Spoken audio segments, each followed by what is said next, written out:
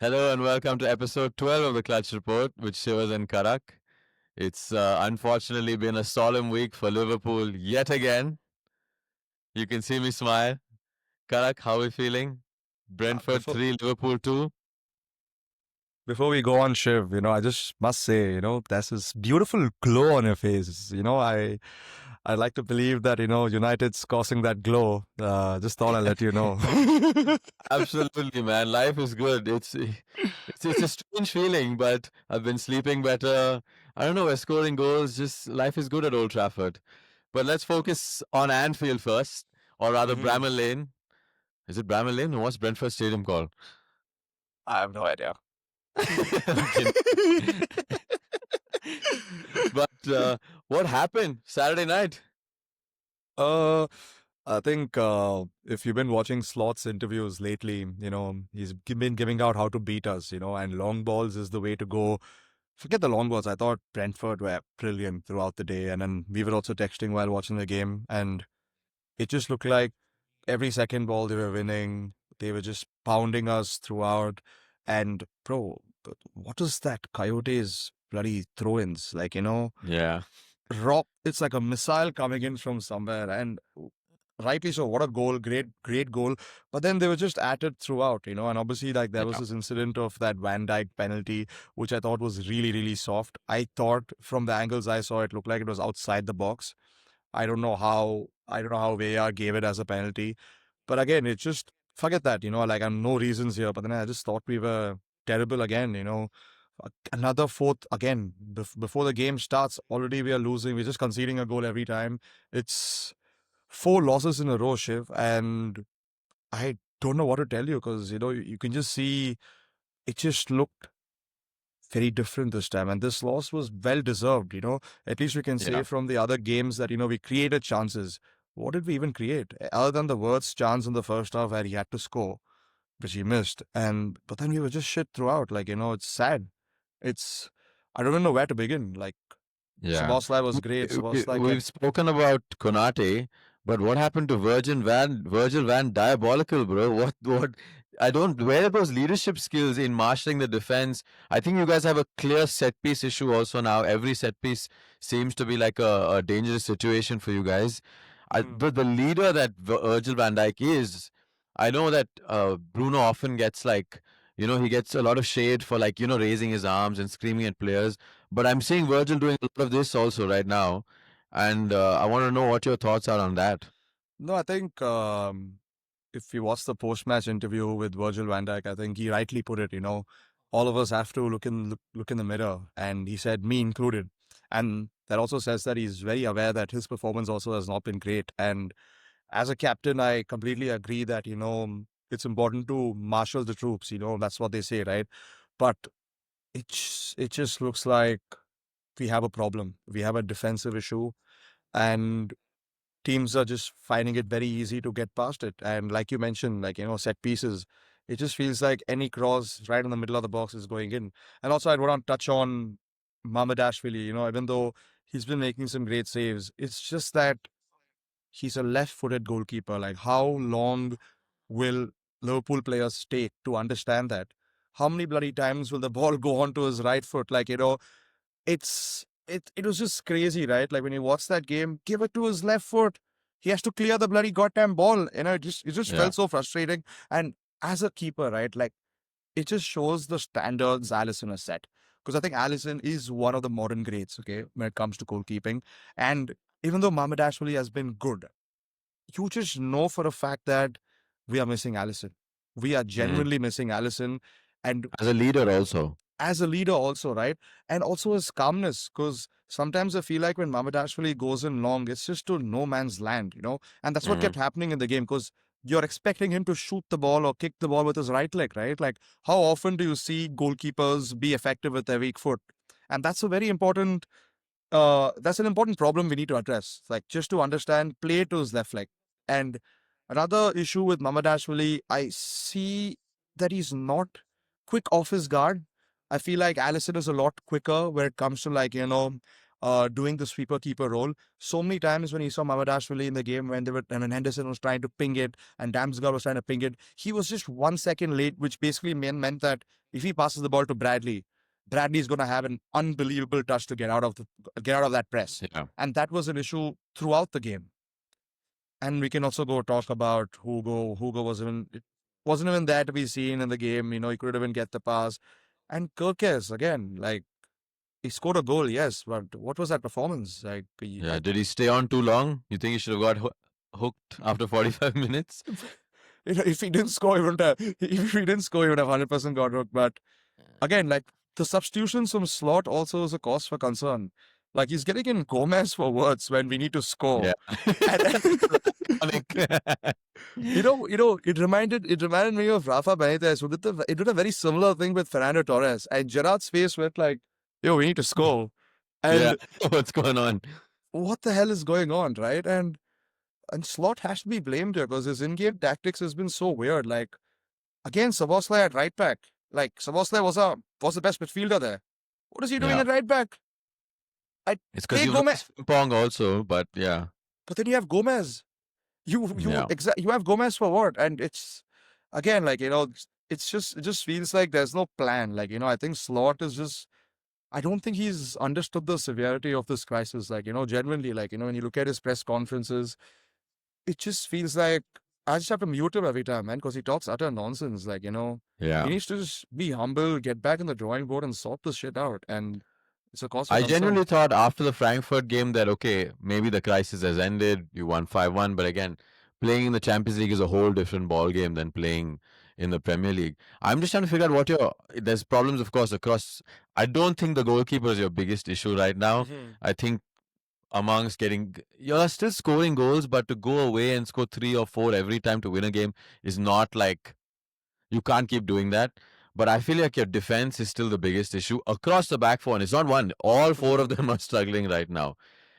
Goals with Salah, I don't know. It's just like he's hit a rough patch. Ekitike has looked good this season, but yeah, this game he looked poor. And Wirtz, man, like it's not just that he hasn't settled into the Premier League. He also doesn't look like fit enough to be a Premier League player. He's got a bulk up. He looks like he gets shoved off the ball so easily. And that passing range that we've seen in the Bundesliga and stuff, we're just not seeing now.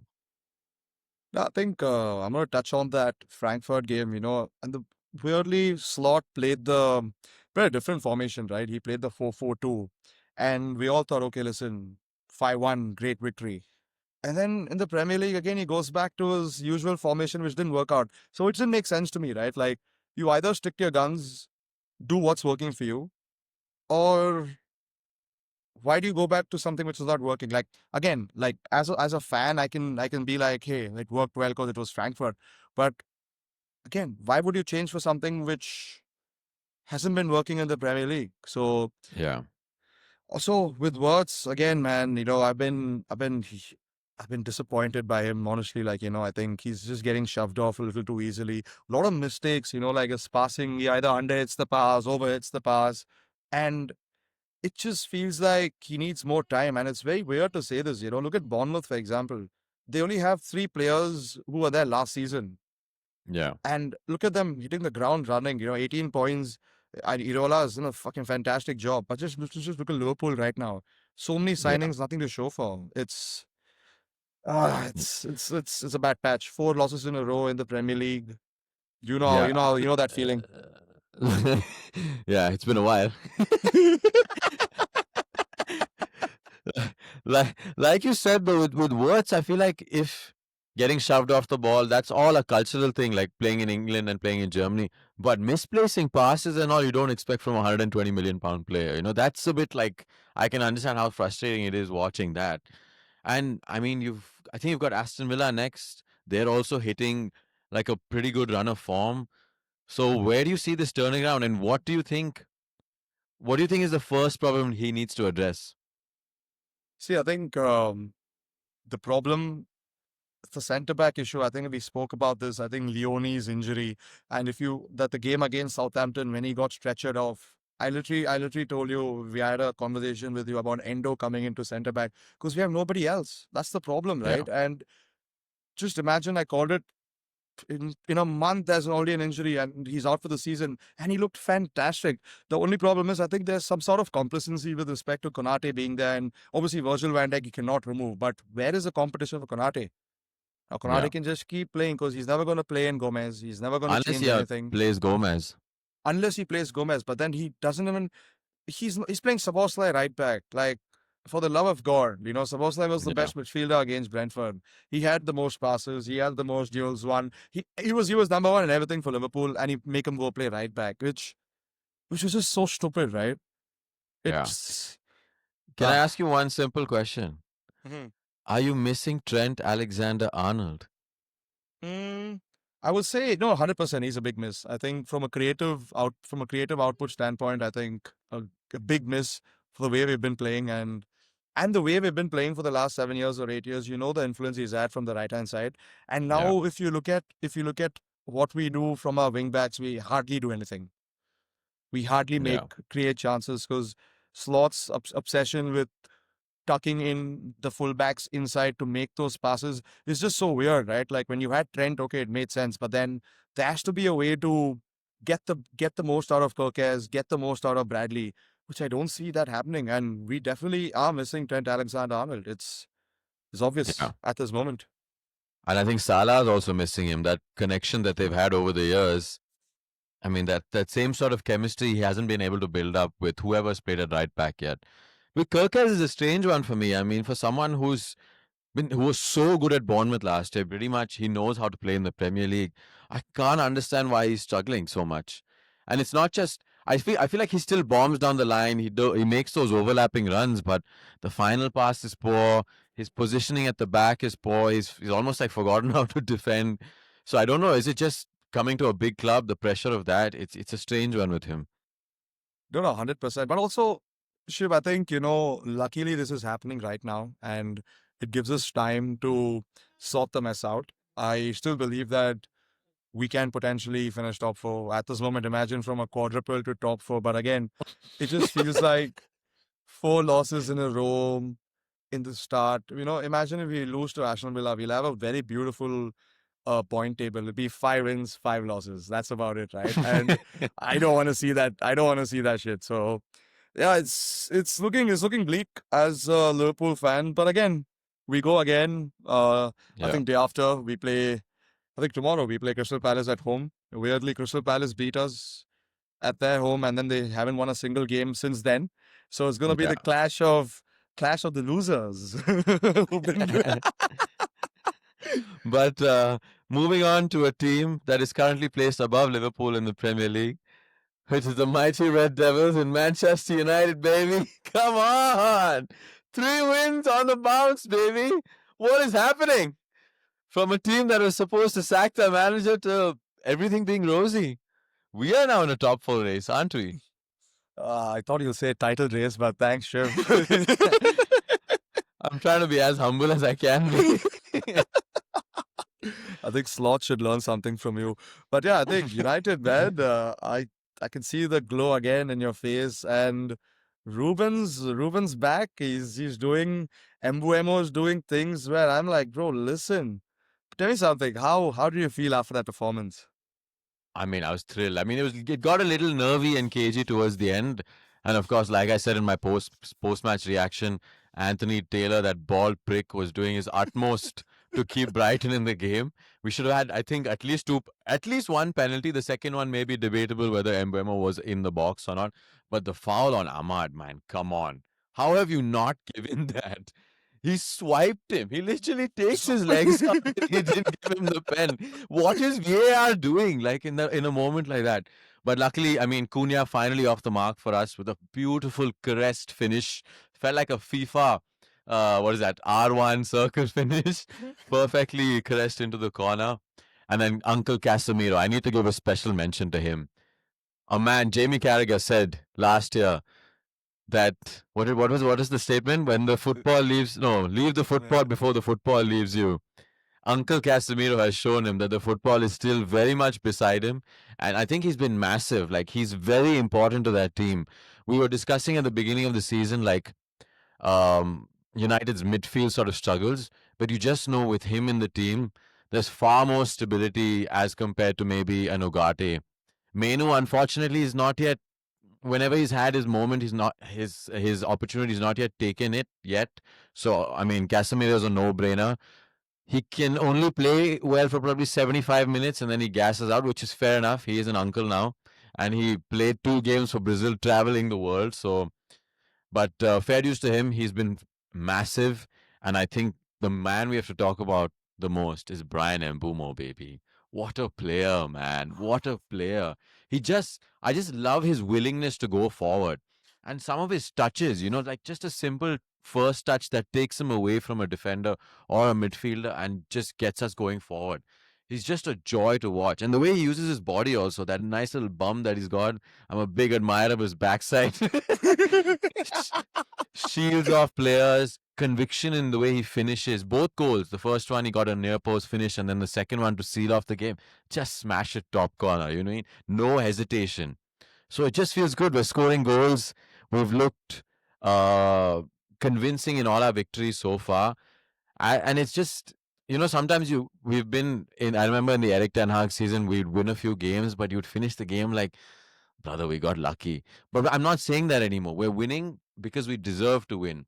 Even the Liverpool game, even the game against Sunderland, and now Brighton, all these 3 games we've deserved to win. And that's just a good sign moving forward. And we've got a game against Forest, not going to be easy with Sean Dyke. But yeah, things looking good at Old Trafford. Oh, sure. If I could have gone out and if I had come back, you'd have still been talking because I can see the joy in your face. And tell me something. That Bruno dummy. I when I Oh, watched that, I was like, "What the fuck is he doing?" But what was oh, that dummy? and not just the dummy, the entire game. Bruno, it was his 300th appearance for Manchester United. And I think it's fair to say that post Sir Alex Ferguson, he has been our best signing without a doubt. I Absolutely. know there are some critics of him that say that he's wasteful on the ball, but in terms of chance creation, his goals, assists, you can't take that away. He has single handedly carried this team through some of our toughest times, and I know he has certain issues in terms of his leadership, and people are not a fan of him flailing his arms, but it's just because he cares so much. And when he's on it, there's honestly very few midfielders in the world who are better than him. Like you said, that dummy, that awareness. If you see the replay of it also, you can see him scanning. He sees Mbeumo make that run and he trusts him to get there, so he lets the ball go. And that's just the sign of a class player, right? He I'm so happy we held on to him in the summer. I mean, I know he had that big 100 million pound offer from Al Hilal. I don't know how much money he was offered directly, but we're so happy to have him. And he, like his wife also mentioned in an interview, has said that he's here to win the Premier League. So I'm praying that that somehow happens. I know it seems a bit far fetched with the current state of the league, but I'm hoping it happens for him. Thank you, Bruno. Thank you for being such a beautiful servant for our beautiful club. But is it just from a fan's perspective, obviously a United fans' perspective, is it right to say United finally have leaders in their squad and finally have players who play for the badge? Yeah, leaders, and also just with Sen Lamens, like I find a sense of calm. It's not the direct kind of leadership who's barking orders, but when you have a goalkeeper at the back, kind of like Allison, who marshals his defense pretty well. So there is that sort of leadership. Then in the defense, you have Dillit and Maguire. I think Dillit is very good at, like, he's yelling at everybody, making sure they're in position. And he leads by example also, like making the right tackles. He knows when to push forward. Luke Shaw is sort of that silent leader. I don't think he's like, very vocal in a sense. But again, when he's playing well, he does lead by example. Of course, Bruno in the midfield, Uncle Casemiro. These are You can see the signs throughout the pitch. And Cunha and Embuemo are also big personalities. They seem like they can carry the weight of the badge, which a lot of players in the past, especially attacking players who've come to our club, have not been able to do. So again, I don't want to get ahead of myself. It's been 3 games, 2 more games, and that guy gets to cut his hair. But like I said, because we're winning convincingly, I think there's a lot of optimism around the club right now. And also, we've been benefited with the fact that we don't have any games midweek, right? We've also lost to the Carabao Cup. So there's Mhm. literally this and the FA Cup, which doesn't start until January. So he has a week to prepare for every single game. So there's, in terms of, it's unlikely that we'll suffer a lot of injury issues and just squad depth, right? We have options. Even off the bench, we've got Mount who didn't play. We have a Mainu to come on, Xerxes who's not getting much game time, but these are all good options off the bench, you know. So even if we're late in the game, if we need to get an equalizer or a winner, we know that there's some sort of depth, which is something we were lacking last year. No, I think rightly said, Shiv. I think you guys not playing anything on the weekday certainly makes it very easy for Yeah, Amram also to go ahead with a consistent squad, right? And that makes a big difference. If you look at, obviously, Cunha got injured a little bit, but Cunha was arguably your best player in that yeah, period where you guys were losing too. So it's obviously very good for him to score. But then when you talk about those personalities, Cunha was the superstar for Wolves. And in Brentford, it was Mbuemo. And then you have two guys coming to arguably the biggest club in England, which is obviously Manchester United, and then you could just see the difference. You can like me watching a United game, even though I don't like them, but you could just see the difference in quality you yeah, get with superstars. And Cunha is massive for United. Mbuemo right now is arguably your number one player on that squad. Only because absolutely. of only because of the intent. And like you mentioned, what were those finishing? It just felt like he was at ease throughout. Great finishing, one in the near post, and that finished with that Bruno dummy. Yeah, Sensational. So happy days for United, and I see the happy days will go on for a while. You guys have a decent run of fixtures. Playing yeah, Forest next, I think. I understand that it's a Sean Dyche team, but if you watch Bournemouth play against them, they rip them apart. And I think it's a genuine chance where you can obviously get yourself ahead of. I think if Liverpool lose another game and if you guys win, I think you guys will just move on, only because yeah. of no pressure. You guys can take it one game at a time and move on. So happy for you, Shiv. Long may it Let's continue hope for so. you. It's crazy what confidence does, also, right? And also, I wanted to mention, like last year, the team was so heavily dependent on Bruno Fernandes. And now, because we've got goals being contributed from Cunha and Buemo, whether it's Ahmad or Mhm. Sheshko's also got a couple. So you can see that sort of weight of Bruno's shoulders will also come off. And he'll realize, like, okay, I can share the responsibility now. And that's just going to benefit the entire team. Again, I don't want to get ahead of myself. It's been 3 games, it's been fun so far, but let's just hope this dream run continues. But moving on to someone's run who, the train that kind of got stopped this weekend was the Haaland train, with Matty Cash scoring the winner at Villa Park. Haaland FC finally have lost because Haaland didn't score. It's pretty obvious. I But yeah, I mean, know I watched. happen Go on. without Yeah. without Haaland scoring, it just seems like that team is a bit lost going forward. I thought Aston Villa were pretty compact. They defended really well. Of course, Haaland had one or two chances in the second half, but largely they kept them at bay. And I think Amadou Onana in that game was phenomenal, breaking Very up good. play consistently. And, he was just a menace in that midfield. And City, of course, clearly missing Rodri again. No, City, it's just, Villa with their formation, right? Like sometimes when I watch Villa play, they don't play with traditional wingers, right? They play with center mids who can actually play in the right mid, like Megan plays in the right mid. And Yeah. then they had we see Sancho coming on. We'll talk about that later. But it's just that their fullbacks keep bombing up and down, and Matty Cash with a great finish. But again, I thought Villa created so many chances in that game. Watkins, I don't know what he has to do to score because, if they've won three in a row right now, Villa, and Yeah. Watkins hasn't scored a single goal and not even an assist. And if you watch that game again, he had so many chances to either put it on a plate to Rogers, put it on a plate to Onana, put it on a plate to Megan, but Yeah. he just chooses to do something stupid. And going back to City, two chances for Haaland, and that's about it. And there was this brilliant block by Pau Torres from Savinho. Savinho hit a shot, it ricocheted off Onana. Onana, Mhm. massive. 5 blocks in the game. Just kept blocking Yeah. everything. That big man, he's just there, putting his chest out.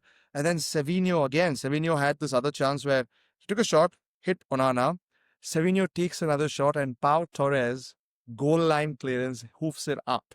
Yeah. And I could see Martinez jumping on Pau Torres, and I was like, bro, that just it just after that period of the game, I just realized that Villa are going to take it because City didn't create anything. City were poor.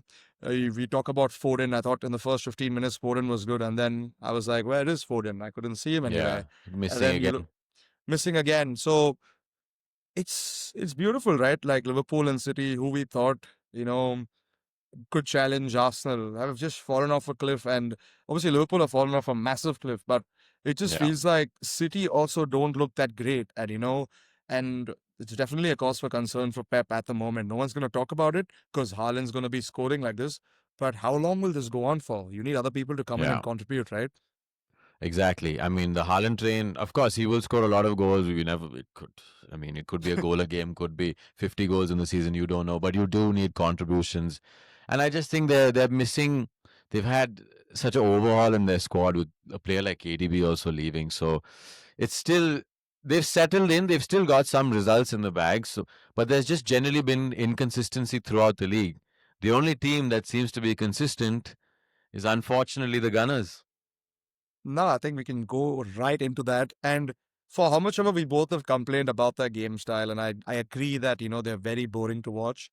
Kudos Yeah. to them, dude. Like I think they've embraced the style that they want to play in. Hmm. They like to play with set pieces, and Declan Rice should just ensure his right leg because that Yeah. man looks like his life is on the line whenever he crosses that ball. Yeah. Like, yo, It's listen, crazy. what is that crossing? Like 9 or 10 times is bang on the money. And if if I was if I was a set piece coach, I'll be like, yo, listen, let's just play set piece. Let's just do what we're good at. And Yeah. Gabriel is having a season and a half. It looks like he's slowly pushing for that Player of the Year award, which Virgil van Dijk also won when we won the league. So overall, they've only conceded three. They've conceded one shot in 3 games, one shot on target, and defense, man, defensively rock solid. I don't see anything Yeah. going past them. And again, dude, whatever said and done, we hate the way they play, but just my props to them, dude. I think they've done fantastic. Fun fact for you, they are 17th when it comes to open play goals in the Wow. Premier League, but they're number one when it comes to set pieces. I'm excluding penalties here also. So that just says, they've embraced what works in the league. I think it looks like they've studied this through Yeah. data and they've realized that set pieces are important. Even Slot says that, but we haven't scored in the Premier League through a corner in a year. So now Really? it's a ridiculous stat. I think I'm right, but I'll proofread that. But we scored in the Champions League, obviously with Frankfurt, but in the Premier League, I don't remember us scoring in the last 6 months. Wow. That is a ridiculous stat. But like you said with Exactly. Arsenal, I mean, if you ask them probably like, are you disappointed with your. We need to get an Arsenal fan on, by the way. But I'm sure if we ask them, like, are you disappointed with the way you play? At this point, I don't think they care. They just want to win that Premier League desperately. So they found a way to win. They're finding a way to win each game. So, I mean, like you said, that stat of only conceding one shot in 3 games is ridiculous. That is mental. But beyond just not creating, I mean, not conceding, it just goes to show how much control they have in a game, right? It means that they're keeping hold of the ball. They're reading the game really well. Yes, of course, would really, not us, but would Arsenal fans probably like them to play a little bit more attractive football? I'm sure. But they're getting over the line. And right now, they're the only team, maybe apart from us recently, with any sort of consistency. So, I mean, yeah, it seems like it's going to be a tough train to stop. But if there's anyone who stop them, it'll be them themselves because they are choke artists towards the end of the season. We just need one of our teams to pick up some sort of form, and Arsenal will find a way to choke themselves. So Arsenal winning is dependent on other teams right now. I think also Arsenal winning also is dependent on themselves because like you rightly Yeah, said, perennial chokers. Huh? I don't remember the last time they won the Premier League. So, but it looks like they're going to win it. But it's 9 games in. If I'm not right, if I'm not wrong, it just yeah, looks like they are just so good at what they do. And yeah, Arteta has finally found that defensive depth. I'm not talking about attacking depth. I'm talking about defensive depth, which he's earned for Like if Saliba is injured, he has Mosquera. If Mosquera is injured, he has Yeah, the guy from Bayern Leverkusen. And then your left backs also. Timber has been outstanding. outstanding. Like, Timber looks like he is top. He's like top two in the league at the moment with respect to the best right backs. So all in all, glory days for Arsenal. It just feels like it's their league, but you never know. In the Premier League, there's something called as the December period where teams play 7 to 9 games. Let's see if they Yeah. have it in them to go on that run. But right now, it generally looks like Arsenal are going to take it. Yeah, it's early to say, but yeah, they are definitely hot favorites right now. Moving on to another team in London, which seems to again be blowing hot and cold. It just seems to be the trend of our big six teams, which is Chelsea. I mean, losing at home to Sunderland. I know Sunderland are what, second or third in the league, or third, right? Or fourth in the league. But still, I don't think losing at home to Sunderland is an acceptable result. So there's one team which is performing as bad as Liverpool. That's Chelsea. And, we can talk about Virgil van Dijk doing the Tunka. We can talk about Konate doing the Jumka. But listen, did you see those two centre backs doing Kaho na Kaho? Bro, Uh, I have never seen Bromby is like, why are there no Chelsea players? And they're right behind him, and they're all like, "Tuja, no, Meja, nee, Tuja," and they're all sticking to him. I was like, "What is that defending?" It was hilarious, and again, Chelsea didn't look that great at all. yeah.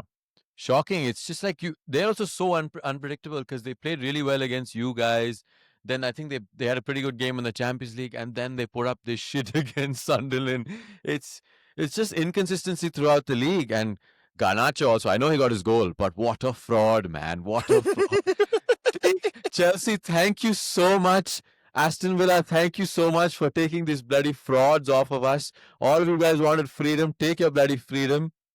I mean, after that goal, he did fuck all, bro. He is useless. He took one shot. I had to go to my balcony to see if the ball is coming there because he. And I used to defend this fucker so much last year. Yeah, young talent, young talent. And now I see Cunha and Mbuemo, I'm like, yeah, fuck off, buddy. Thank God. Massive upgrades we've got, bro. Jesus. Garnacho. I mean, like, it's like a hate watch with Garnacho and Sancho. With Rashford, at least, like, I want him to do well. With these two, it's full on hate watch. So, yeah, good you got your goal. I'm happy. Fuck you. Oh, I love how, and whenever we talk about Garnacho, Shiv, I know you just have that step up on your chair and you're like, oh, Garnacho. You're like that Rottweiler who wants to just bite the hell out of him. Bloody But snakes, bro. I'm just not a fan of snakes. What can I say? move. Yeah, but yeah, again, Chelsea. But let's talk about Sunderland for a bit. What a performance, right? Like, Yeah. they got in the subs right. I think Granit Xhaka has been huge for them. Mukiele from Leipzig also has been huge for them. Overall, if you want a blueprint to survive in the Premier League, it looks like people are going to be looking at Sunderland if they survive. And by the looks of it, they are going to be they are going to easily survive because Yeah. they're just in top four now. And look at the signings, smart signings. They bought players with wealth of experience in the Premier League, and it's working out for them. Yeah, and it's crazy because, like, we were discussing they bought so many players, and sometimes there's always that concern of will they be able to settle into the league? Something your team is struggling with,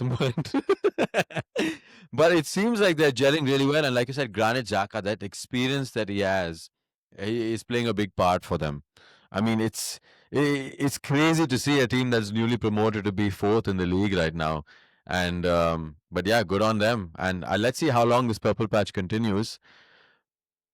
No, But yeah, go no. ahead. I also think Lebres has been spot on with his tactics. I think he's gotten used to the Premier League a little too quick, and that is great signs for Sunderland, right? And I can't wait for the Sunderland Newcastle derby.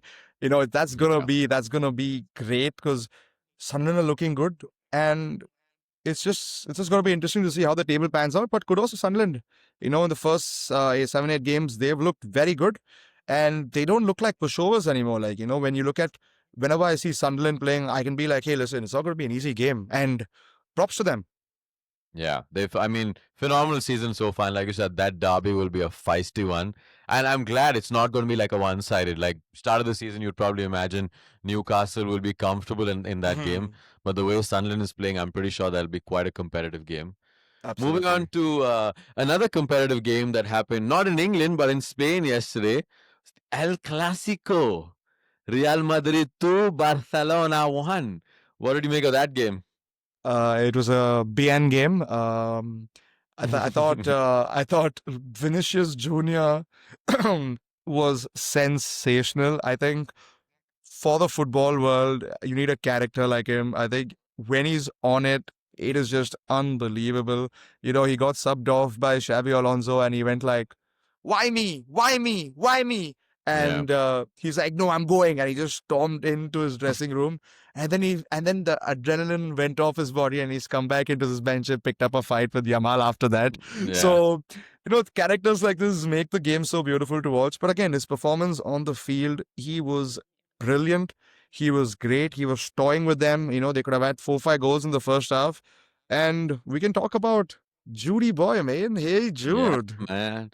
I feel like off late, Jude, because he went through an injury and he's been receiving some fairly unfair criticism, I think. People have questioned, like, oh, he's only like, he only gets in the box and scores tap ins. But if you see the pass that he plays for the first goal yesterday, and he's all over the pitch, right? He does defensive work and being in the right place at the right time in the box, something Frank Lampard was like an expert at.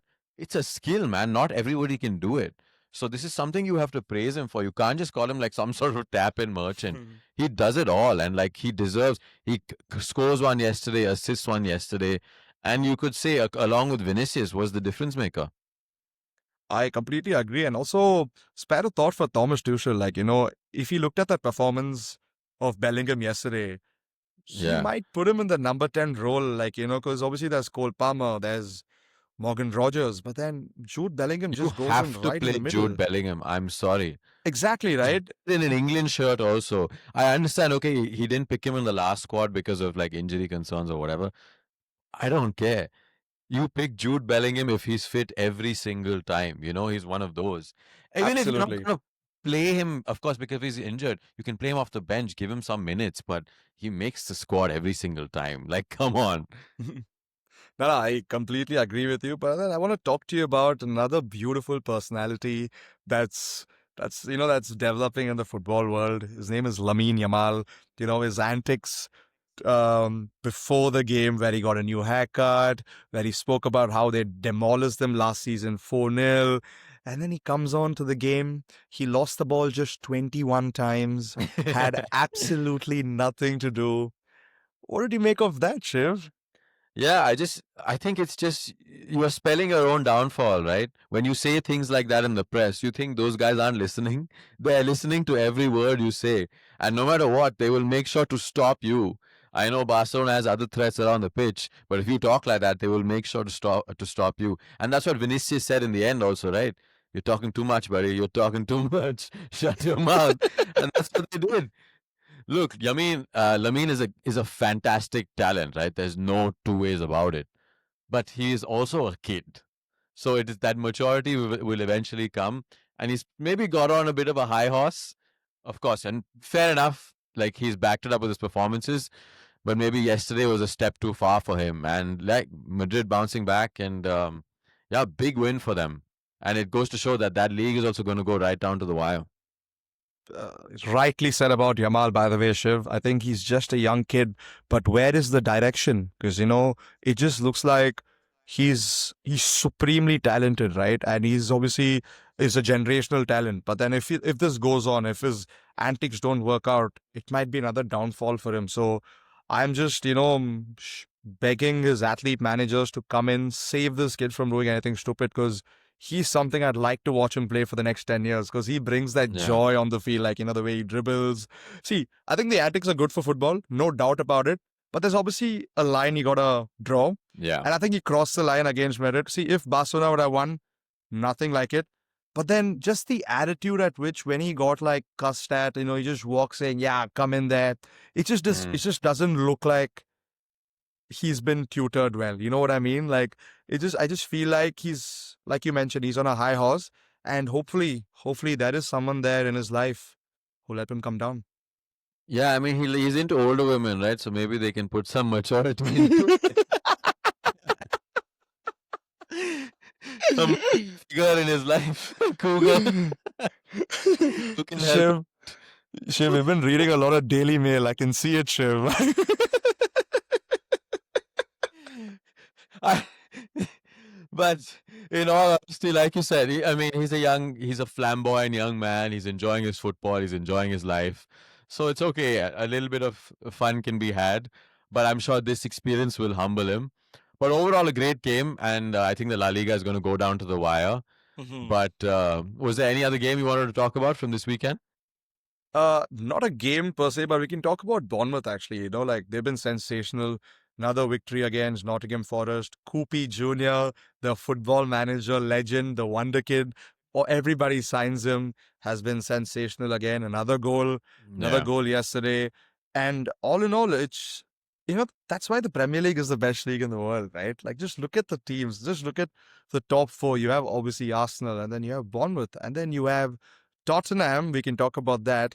And then you have Sunderland, and then you Sunderland. have United, then you have City, and then you have Liverpool. So it just goes to show you that this league is the best league in the world, and we are looking at talents all over the world coming in, and it's just a joy to watch Bournemouth play, honestly. Yeah.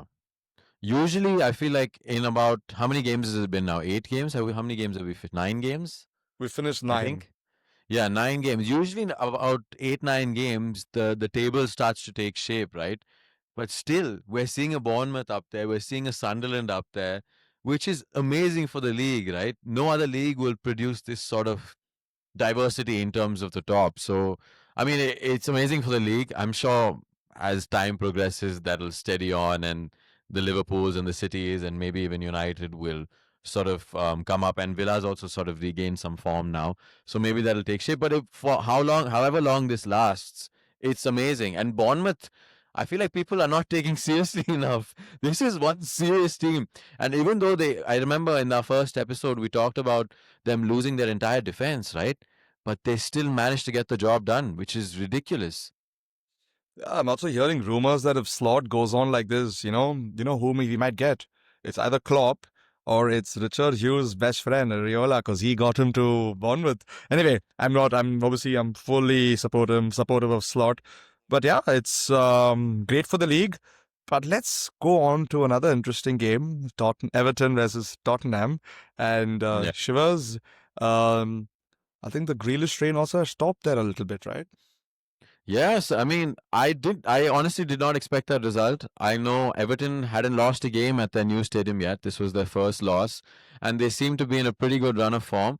I think they had moments in the game yesterday. There were a lot of crosses that ran across the 6 yard box, but just Beto wasn't at the end of it.